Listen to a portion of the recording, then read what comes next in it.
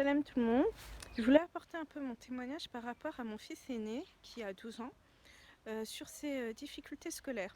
Quand il était en CP, on m'a dit qu'il avait un peu de mal dans la compréhension, dans plusieurs choses, chose que j'avais remarqué d'ailleurs dès la maternelle, que son apprentissage se faisait moins vite que les autres, mais on m'avait dit assez gentiment que chacun avançait à son rythme, qu'il ne fallait pas s'inquiéter, que tout allait bien. Sauf que en CP, on me dit non, là ça va pas, vraiment il a vraiment beaucoup de mal d'apprentissage, allez voir une orthophoniste. Donc le temps de trouver un rendez-vous, de trouver un professionnel qui puisse le suivre, CE1, on le diagnostique dyslexique et dysorthographique.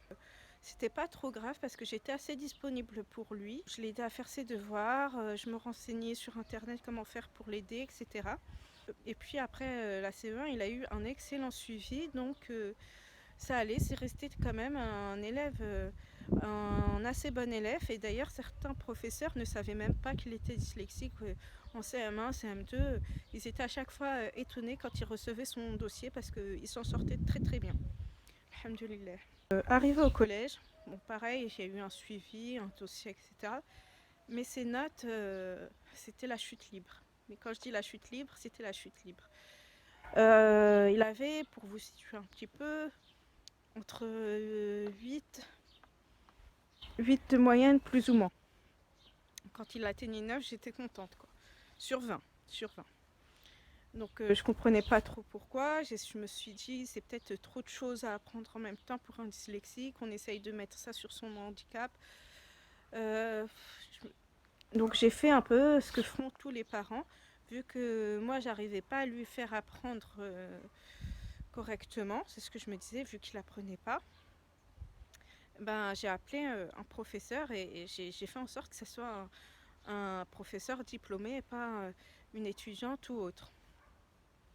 Donc, sauf que ce professeur-là n'a jamais réussi à lui faire décoller ses notes. Elle avait mis toutes les méthodes possibles et inimaginables pour l'aider pendant toute une année, toute l'année de la 6e. Ça ne fonctionnait pas. Elle me disait qu'il comprenait ses cours, qu'il comprenait tout, et d'ailleurs je le constatais qu'il comprenait ses cours, mais qu'il l'enregistrait pas, que finalement il avait toujours des mauvaises notes. Et au collège, on le qualifiait de désinvolte, de quelqu'un qui ne veut pas travailler, de quelqu'un qui ne met pas du sien, de quelqu'un de fainéant, etc. Donc on lui a collé une étiquette. Vu qu'il ne le connaissait pas par rapport en primaire, donc eux c'était un nouvel élève. Dès la première année, ça se passe mal au niveau des notes.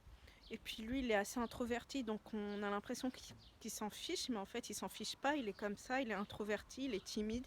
Donc on le qualifie de désinvolte, de quelqu'un qui veut pas faire ses devoirs. J'ai beau leur dire qu'il travaille dur, que je fais les devoirs avec lui, que je l'accompagne. On me prenait plus pour une maman qui défend son fils que pour une réalité. Donc en 5e, donc cette année, premier trimestre, plus ou moins 6 de moyenne. Parce que certaines matières ne sont pas notées, en fait, ils notent en compétences, mais de toute façon, c'était toujours des compétences insuffisantes ou médiocres. Voilà comment coller des étiquettes aux enfants avec leurs compétences, c'est pas mieux que les notes, je trouve. Je trouve qu'ils devraient mettre plutôt des progressions, à bien progresser, à moins bien progresser, plutôt que des compétences. Je décide de faire la formation Bouge ton intelligence de Rachida. Je vous avoue que j'étais sceptique. Mais voilà, en tant que parent, je suis obligée de tout essayer, de poser toutes les cartes que j'ai pour la réussite de mon enfant. Donc pourquoi pas? On va faire cette formation et puis on va voir si ça fonctionne. Tout de suite, quand Rachida nous a posé la question de pourquoi on était là, pour qui on était là, etc., j'ai commencé ma phrase avec j'ai un problème avec mon fils. Elle m'a dit, elle m'a tout de suite repris, non, tu n'as pas de problème avec ton fils. Ton fils a des problèmes d'apprentissage, peut-être. Ton fils a des difficultés, peut-être. Mais ce n'est pas un problème, c'est pas lui le problème. C'est certainement les méthodes d'apprentissage qui ne lui correspondent pas, qui ne sont pas personnalisées. Donc je décide d'écouter ce qu'elle dit. Elle nous donne énormément, mais énormément d'outils. Elle parle des intelligences multiples et franchement, je pense que c'est surtout ça qui m'a énormément aidée parce que du coup, j'ai réussi à comprendre la personnalité de mon fils, le pourquoi du comment il paraissait si désinvolte, qu'alors qu'en fait, il ne l'est pas, ça l'atteignait vraiment de voir ses notes chuter. Elle nous a donné des techniques d'apprentissage, des techniques de mémorisation. Voilà comment faire pour synthétiser un cours avec le mind mapping, etc. C'était vraiment très complet, c'était une formation très complète. Sur le coup, j'ai eu peur, je me suis dit je vais jamais enregistrer, mais vraiment je vais pas tout enregistrer, mais on a un support, on a tout. Et mon fils est venu me chercher ce jour-là lors de la formation. Il est venu avec mon mari pour me chercher. Il m'a dit mais en fait t'apprends quoi? Je lui ai dit j'apprends à apprendre. J'apprends pour que je puisse te faire apprendre les choses. J'essaye de savoir comment faire pour que tu puisses apprendre parce que je suis en train de me rendre compte qu'en fait, c'est pas toi le problème. C'est peut-être que moi, je sais pas comment faire pour que tu puisses enregistrer les choses, pour que tu puisses comprendre, pour que tu puisses progresser. Je lui ai dit clairement, je pense que le problème vient de moi, que j'ai pas les outils nécessaires pour t'aider. Donc je suis venue ici pour me former, pour pouvoir t'aider après. Déjà rien que ça, il s'est senti en fait soulagé. J'ai senti un soulagement. Bah oui, bah c'est pas moi le problème. Il se disait. Maman en a pris conscience et ça c'était déjà beaucoup pour lui. Donc très vite, tout de suite, pour ne pas dire tout de suite, on a mis, j'ai testé les outils qu'elle a mis à notre disposition.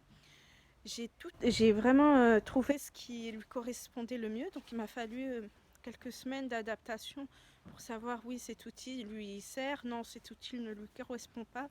Bon d'après les intelligences multiples, lui fait partie de telle catégorie, etc. etc.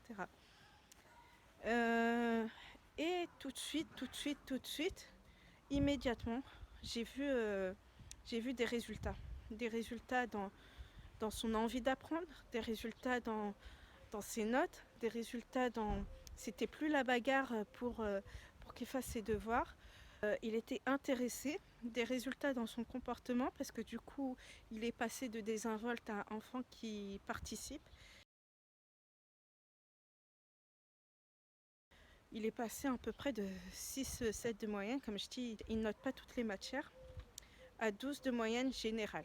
Donc quand même, je dirais même qu'en mathématiques, il est passé de 6 à 14 en un trimestre.